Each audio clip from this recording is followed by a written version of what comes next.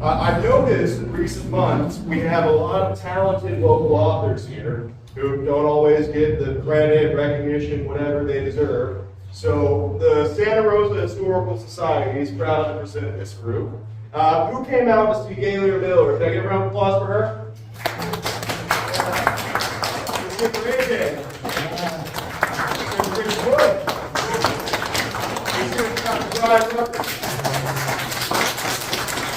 And who came out here to see me? I doubt that, but I'll take it. So I'll let them get to talking, but I'll stay on my soapbox just a second longer to talk about the Historical Society and what we're up to. We are, of course, always taking new members. We'd love to have you. We have our sign-in sheets over there. Just fill it out. It has the yearly fee based on which option you'd like to take. And basically, the museum many of you got to see, been a goal for many years, and now we finally have that up and running regularly.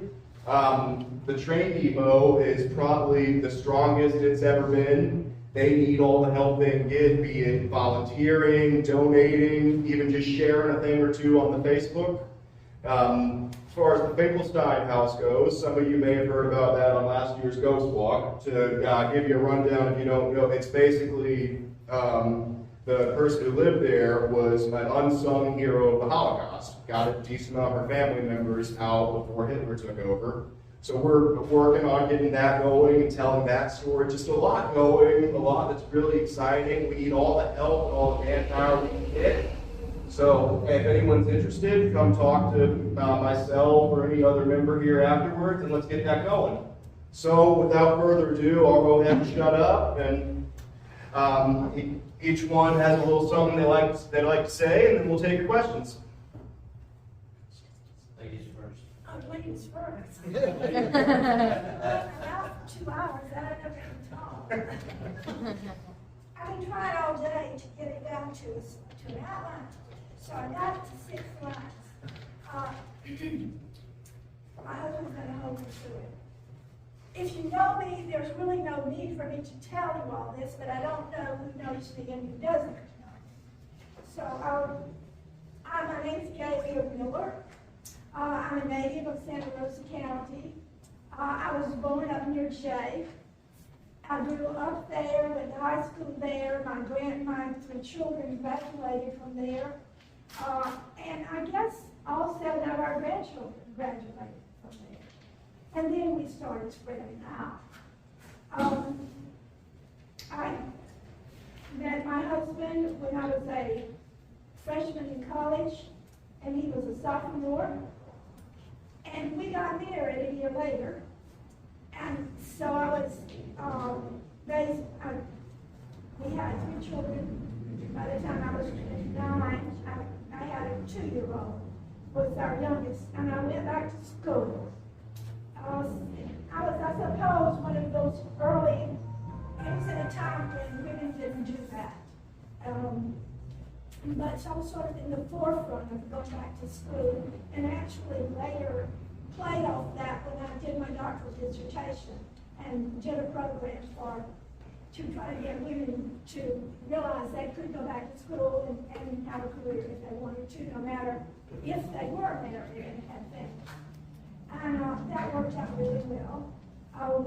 We moved around a bit in our lives with Alexis' career, and I would work whatever, wherever. And I was blessed for a few months. I was editor of the Skylab 2. If you were old enough to have ever heard of it, the second space walk was called Skylab 2, and there were 3 of them. It was a 52-day mission. So that was my one step out of the English world into the space.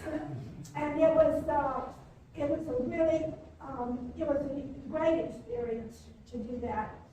But after 52 days, and being 15 hours a day because the other editor had to quit or they had to fire her, I was very tired, so I went on to other things. But then I came back, when we moved back to Florida, and moved back right close to where I was born, built a house there, and that's how my children all grew up there. And I started working at Pensacola Junior College, which is now transformed into Pensacola State College. It was it was the first 2 years of the second 2 years of UWF at that time. And so gradually, since I've worked there about 22 years, I became the English department head and was that about 19 of those years. And then I retired when I was 59, and I traveled around a bit, and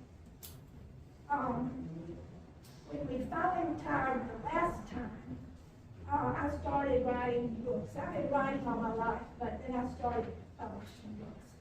And that first book I have in my historical series, everybody on faculty read, and most all of my friends. But I never planned to publish it, but finally did in 2016. And I looked at the calendar, and it was exactly 40 years from the time I started it, when I was living in Houston.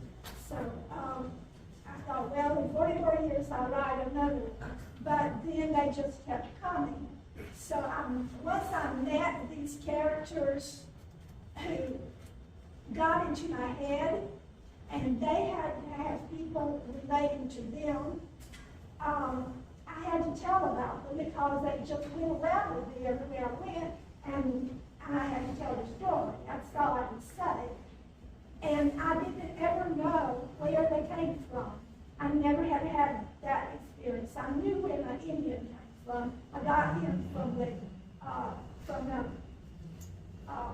proceedings of the Alabama legislature in 1836. He just popped off the page, and I gave him a name and a new future. And then it just I was very aware of the three cultures that clashed. Some got along, some married one another, some didn't, some killed one another, in this area. And that's what my book's about. I didn't like to have to deal with wars, but I had to deal with wars because they came along and they fluctuated those times. And as best I could, I made it like it was. I did a great deal of research. And that's something that I have learned to do in the past, and I knew how to research. And I owe a great deal of gratitude to Mr. James Service, who used to be for so long he was head of the Pace Library in UWF, because he did us vivid honors in all of West Florida. And he could point me to anything. He would know where I could find it. If they didn't have it, he would know where it would be. Anyway, I just finished in December my last of 4 books that are a series I call Interwoven, about these families that met and mingled, and in the Cuneo, my place is the Cuneo. Actually, my weighted deer is buried in that Cuneo cemetery. Nobody knows where, but it's there. It's buried there. They didn't allow it, but I put him there anyway. And I do have one relative buried there in that Cuneo cemetery. And I think it's so amazing that it has stayed, and so many other places have changed names. And although that cemetery has been ravaged several times, they've had people that have kept it up and now protecting it. And tomorrow's a lot of visiting to have every year. And so I was glad later that I had chosen that place. And where I was born was, well, I say, my daddy was not born. My daddy was 4 years old when they moved to Santa Rosa County. And so it was right in the edge of the Cuneo precinct, and a few miles from what we actually call Cuneo. So I felt at home there. I knew a lot of places that I could picture in my mind. My grandfather's old house, the old man David house that was down near Scandia River, Both those houses I knew well, and so I used them. I know, upstairs, downstairs, which door is where.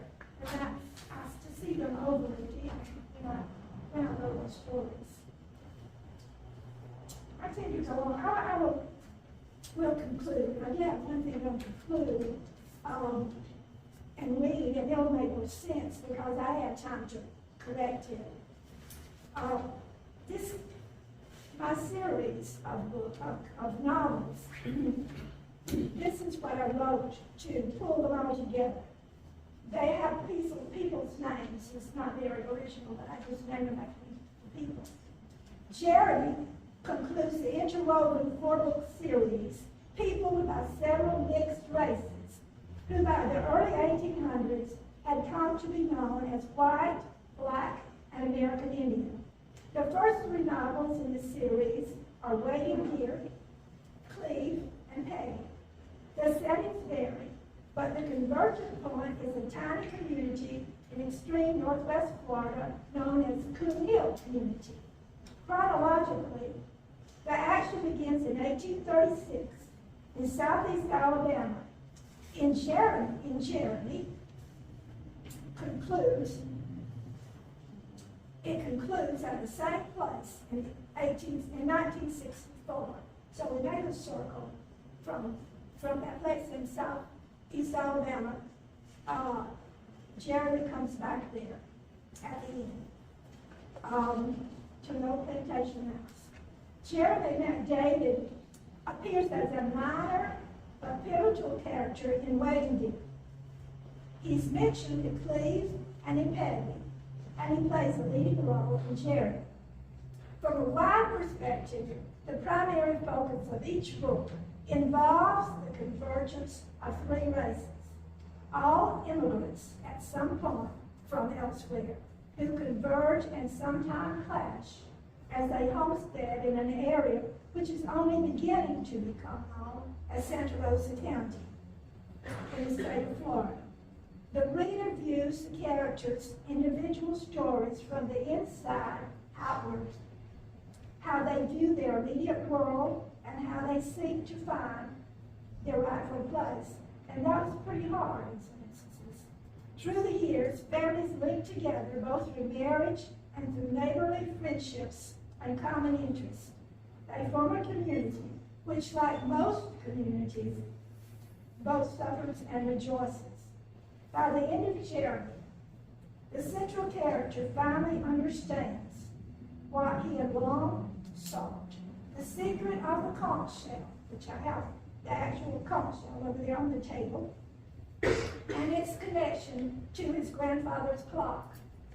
In the process, he realizes the answer to why, the fulfillment of a goal he had never consciously realized he was seeking. So that's the best I can summarize.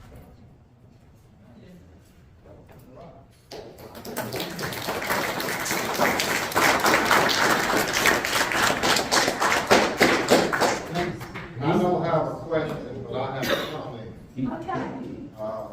First of all, I'm Noah West. Don is my grandson, and I'm obviously very proud of him. But I stood up to brag on the Lear. And I graduated from J High School in 1961. She graduated from J High School in 1955. My brother, Dr. Fred West, graduated in 1955.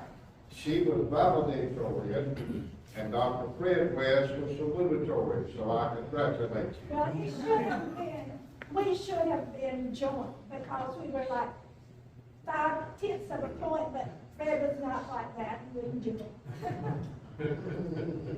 And he was all the science and stuff, and I was all the English stuff. So I had the easy courses, he had the hard ones. Okay, that's me then. My name's Alistair J. Walker. That's my table over there with my daughter. I was born in Hythe, Hampshire, England. So if you know where the Titanic shoved off from in Southampton, it's right across the stream. It's a little Hythe, not the big one in Kent. And my father was a British military officer, a warrant officer. And when he got out of service in the 70s, we bought a motor coach. Or he bought a motor coach because in Britain in those days, you didn't have RVs, you didn't have what you call RV. He took the seats out, turned it into like an RV, he turned it into a place for us to live, and we went over to the continent, and we lived for a year. I don't know why. In Britain, we call them pikeys, and my dad's not a pikey. So I don't know what you call them, gypsies. That's not, my dad's an uptight British officer. So we went to Belgium and Holland and Sweden. We lived all over Europe. We didn't go to Spain or Italy, but France and Sweden, and we lived there for a year. We got through, and we came back to England, and he said, well, I've got a sister that immigrated. And so they said, before I was born in the British military, he had done Cyprus, Turkey, Malaysia, or Malaya, as they called it in those days, 2 tours in Northern Ireland. And so he had done a lot. In fact, my sister was born in Malaya and on British military base. And so when I was born, we had been stationed in Germany a while. And so he said, let's maybe go give America a try and see what it's like. So we moved to Maryland. And he got a job as a security guard at a bank, and immediately talking to some men was put on. This shows you how old I am. He got a job at Montgomery Ward's, and which immediately they shipped him down to St. Petersburg, Tampa. And we lived in St. Petersburg, and then we were there a few years, and then they said there's a place that needs help up in Pensacola, so they shipped us here. Now, being British and coming to America, to Maryland, or when you get further to New England, you can see why it's not a culture shock. And then when you go down to St. Petersburg from Maryland, it's all the people from Maryland and New York that have retired and gone to St. Petersburg. So then when you come to Milton in 1984, it was a culture shock, because I, as a British kid coming to America in the 80s, had only seen people like this on the Dukes of Hazzard. I did not, that country lifestyle, and we lived in a little neighborhood in Milton. We lived way out on Old Basin Road, and if your man wanted to spend the night, he had to get in his car and drive. I was in St. Petersburg, you just pedaled your bicycle to everybody's house. And in England, same thing, is everybody was there on your street. And so coming here, and he worked at where he ran the places where you took your lawnmower. So he wasn't over where Cordova Mount is. He was down on 17th Avenue where that graffiti bridge is. There was a service, and that's where you would take your TVs, your VCR, and he ran out that whole department. And so, and there was no exit on Old Basin Road, so he used to have to come into town, into Baghdad, back onto the motorway, and then go to downtown Pensacola every day. And so, and I remember, so 1984, so my mother called him. It was long distance, and so he left in the morning, he came back, and they put me into Stewart Street Christian School, which turned into West Florida Baptist, and I graduated in '89, and I'm not only not the valedictorian, if you go back and watch the video, when they hand me my diploma, I actually opened it to make sure they signed it. So,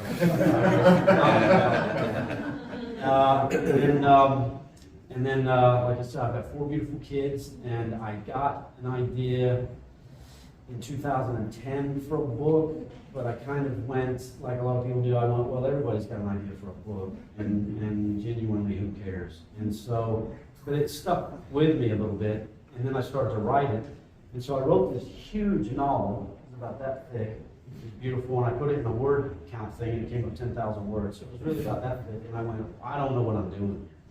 But this is when I was new, and I would write, the guy walks in the room, not the old guy walks into the cold, damp room. And so I started to understand that I know what's going on and you don't, and I have to give it all to you. And so I started to learn how to write by just pretending I knew nothing and going, I gotta paint you a picture of what's going on. And so I rewrote it, and worked with it, and it took 6 years from most of that doing, which is about 35,000 words now.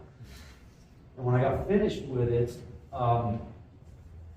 I had gone, my kids go to Santa Rosa Christian. I picked up my kids for spring break one day, and my son Rick got in the car, and he said, I've got an idea for a book. There's a witch, and there's 3 boys, and they go and make her mad, and she turns them into teddy bears.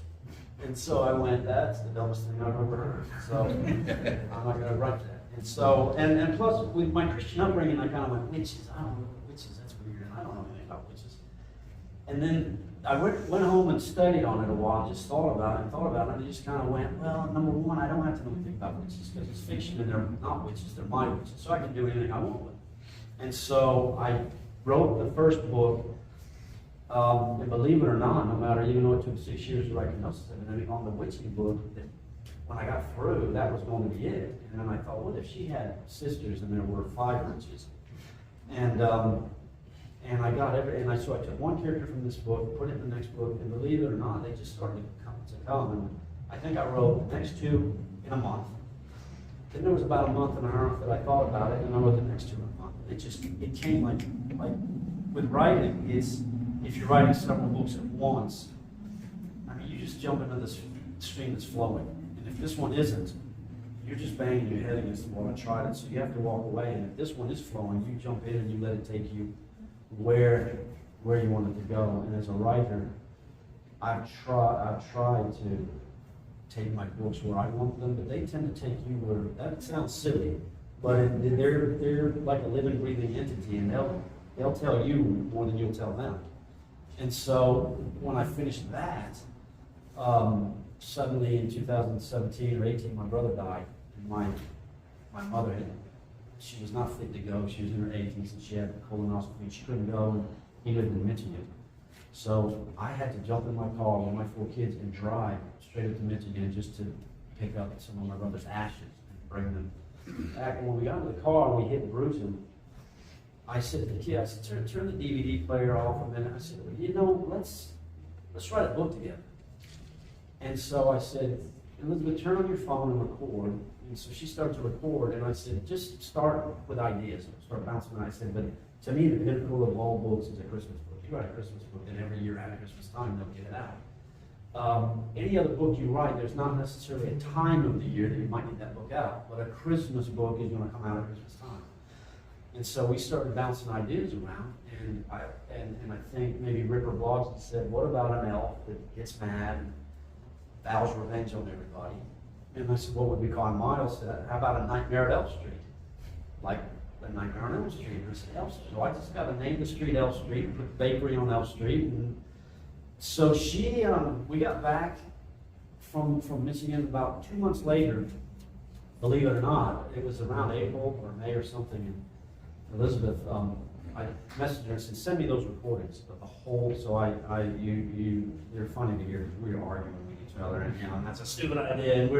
And I'm driving all night on one straight thing to get to Michigan. So I'm like a vampire driving this car, and it just started to evolve and float into this really funny, great book about this elf that's in the bakery, and he gets blown up and he vows revenge. So it's a little more Phantom of the Opera than it is Nightmare on Elm Street. And since then, it's just, so I just kind of consider myself an accidental author, because it just kept coming, and I kept writing, and it just kept coming, and I kept writing. And since then, I've just, when you knew you don't have a clue, like you don't know other authors, and you kind of have to go, and thank God this didn't happen to me in the 1980s, because I wouldn't have had a clue, none of us probably, but in this day and age, you can find a writer's guild or go online and who are the local authors around here, and if you can get with them and say, hey, let's do something together, then it helps, because if one of us is showing up tonight, who knows, but if you have 4 authors show up, then you can get more people, get more interest, and have a much more varied thing. So that helps, because it's amazing how you can just talk with another writer, and when they say something, you go, I never even thought of that. And now you go back to your books a lot more educated than you did before. So that's just how I ended up writing. I just sat down and did it, and that's about it. So, but I have written 11, but I have only published 6. So I completely finished 11 books. I have 2 I'm in the middle of, so there's much more coming. I have 45 or 50.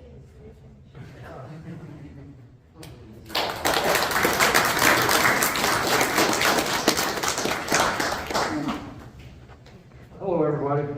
I'm Richard Wood. I'm kind of a native to the area. I was a Navy brat. But unlike these fine folks, I could never write a novel, I don't think. I've been more of just reporting on some old crime stories.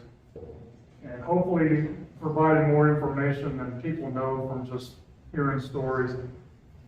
I'll try to find old newspaper accounts and talk to some of the people that have lived here for decades and decades and know some of the old stories. And I've got 13 of them in this book. I am working on a second book that's going to have more than that in it, if I ever get done with it. That's another old story. But I've always been a little bit of a history buff, and local history I found in my later years is I like more than national history. And then the crime side of it, for some reason, even though I've never been in prison, I don't have any close family members that were in prison, but for some reason, that part of life is what I like to read about and write about. And especially when it involves local people and local crimes and local events that happen, it just always piques my interest. So I found some stories here that people know about, some that people don't. A few of these have garnered a lot of attention, like the Ackerman killing in Allentown. The whole family was killed one night. It's never been solved. There's some stories coming up about, I'm going to write my next book about the J Bank robbery of '63 and the famous Audrey Gaynor, Babe Collins murders that were linked together. And it's officially unsolved, but I think enough people know who really did it. And we've had some home invasions around here over the years that, for no reason whatsoever, just like a random thing, like the Edwards family in Mulat, and the Wymans down in Navarre. Well, it wasn't even Navarre back then, it was called Harris. And so I've got theirs. And the total lack of investigative training by the authorities. No training whatsoever. You got a sheriff, and they don't know how to investigate a crime back in those days. You know, it wasn't till really in the 30s or so that they started getting any actual training. So a lot of the older crimes will never be solved. And so I just find it interesting that even with today's technology, you can't go that far back and solve any crime. So that's roughly it for me. I've only got one book out so far. It's not that thick, but it took a lot of work over the years. But I'm working on the next one, and possibly a third after that about Mr. Ben Henry Cooley and local politics in the 50s and 60s. That's a whole book on its own. Yeah. So that won't be covered in my second book. But hopefully I'll make it long enough to get all these done, and then we'll see what happens after that. But this is just scratching the surface.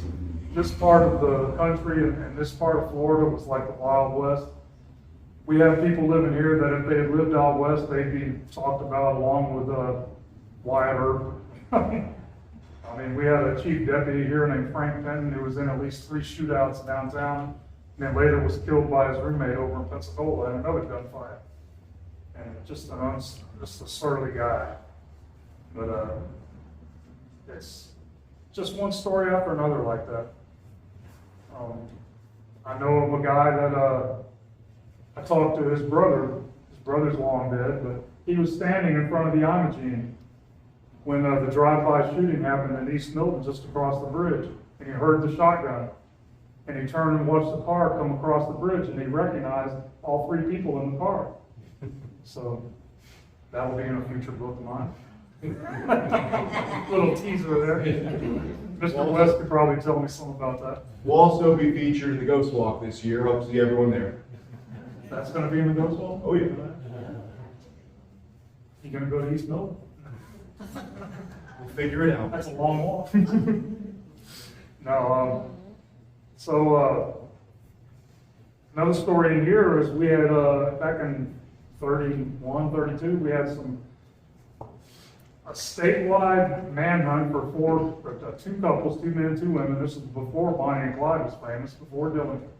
But they were on the run from Jacksonville, coming across state, getting in running gun battles, with cops.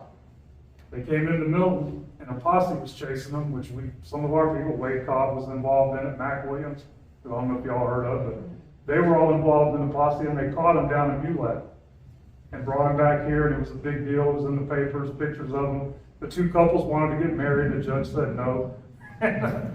Anyway, they were all convicted of various things between shootings and robberies and sentenced to prison. So, Milton was in the spotlight there for a few days of capturing these outlaws. And there's just always something going on. So, I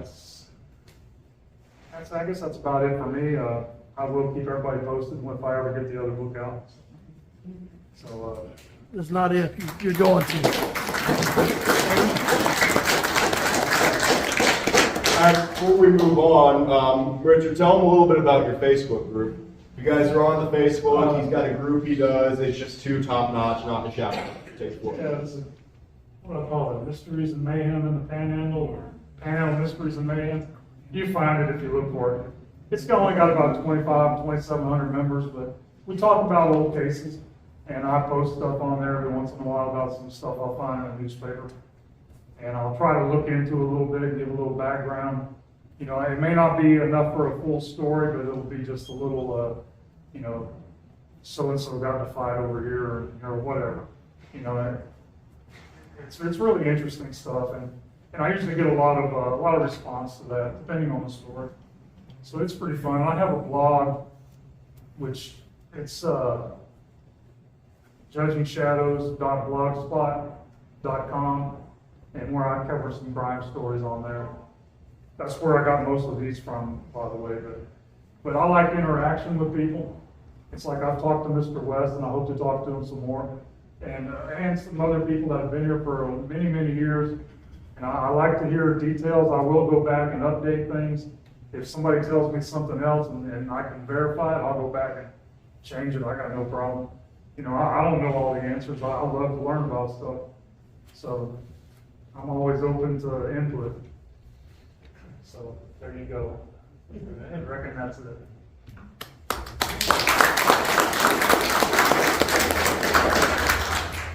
I guess that's me next. Hi, I'm Brian Rucker. And before I get started, I got to talk to Richard a little bit. Back in the day, 100 years ago or more, if you went to the Pensacola Depot and say, I'd like a train ticket to hell, they gave you a ticket to Milton. So it really was pretty a wild West Florida town.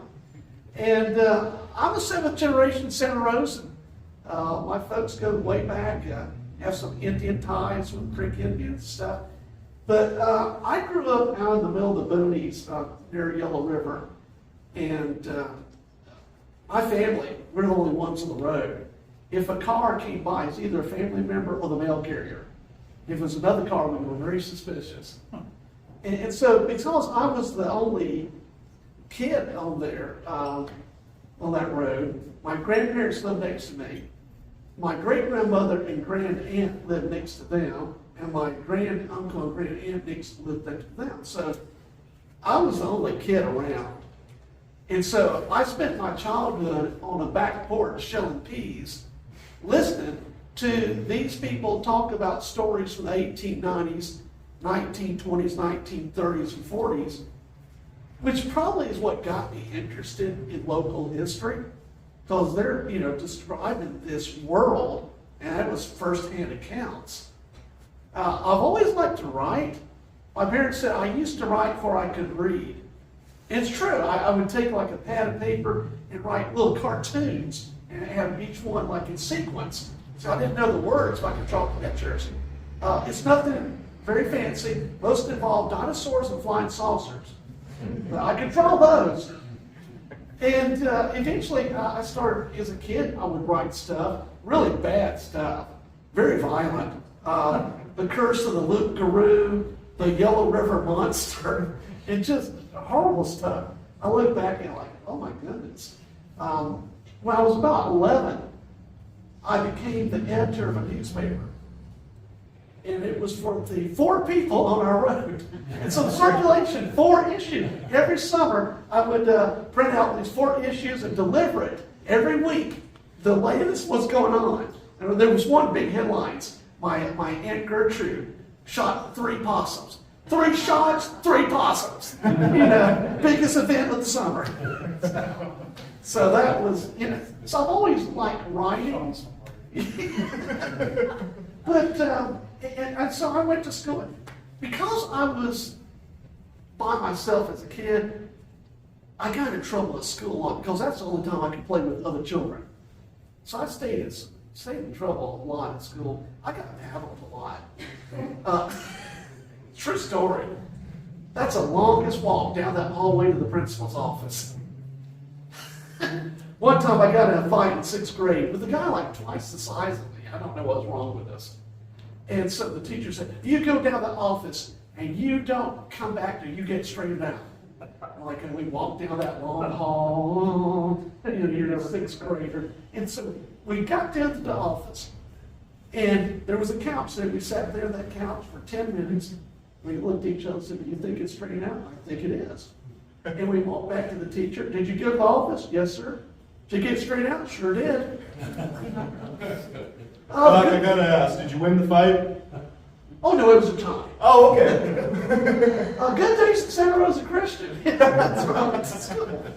Oh, my goodness, they were glad to see me leave. And then I went to a place called Pensacola State College. Yes. And then to a place called University of West Florida. Got my BA, MA in history.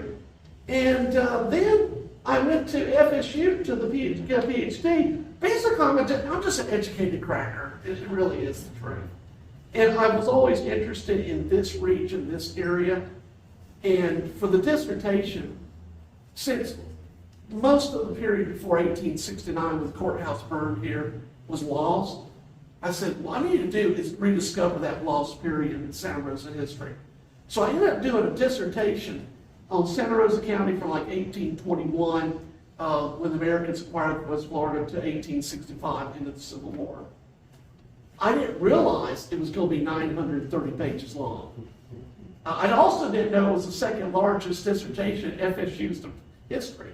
If I'd known it, I would have written more and got number 1. And so when I got my PhD in 1990, came back here and started teaching at PSC and UWF eventually,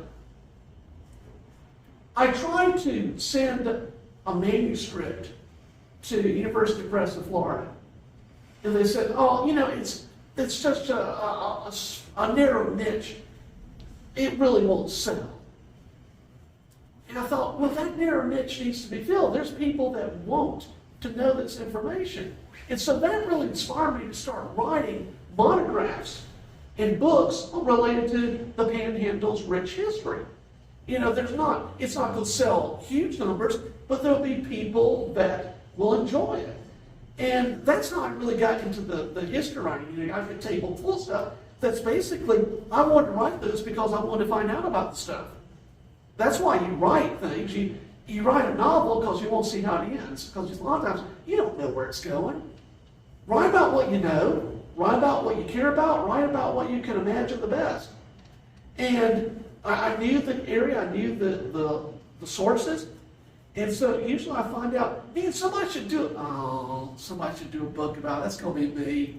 It always ended up being me. I find these cool little footnotes. That's cool. There's another project. And so, but I got to be really interested in shining light on things that otherwise people just don't find out about. And that's what all those books are. It's some way or the other. I said, here's something that's unknown, let's shine a little light on it. That's what history is about. All history is local. And so we got so much history here, and I do have a lot of fun with it. So yeah, over the years I've done a lot of different books and from A to Z, and it's a passion. I've told there's some of my students here tonight. I love my job, but that job is interfering with the life I really want to live. I love writing. It's my passion. And I just like to do writing and research and get these books out there. I think all authors we want people to say, oh, this is good. But ultimately, we write for ourselves. I write these books because I wanted to read about this and put all this stuff together, so I've got something I can turn to. Or if you, in fiction, you write something that means something important to you, you want to see how these characters develop. When you write in fiction, sometimes you start writing things, and it's like, oh, it takes on life of its own. And what you started thinking about turns out completely different. That is a fun project. I think the hardest thing for any of us is trying to find blocks of time to write. Because we've usually got other careers, other lives, and just that's the hardest part to do. But it is a passion. We don't make much money at it, but we do it because we love it, and it's shine a light on fiction, on nonfiction, on history that otherwise would never be seen. And so, yeah, it's definitely a passion. I think everybody will agree about that. But that's my story. And you're sticking to it.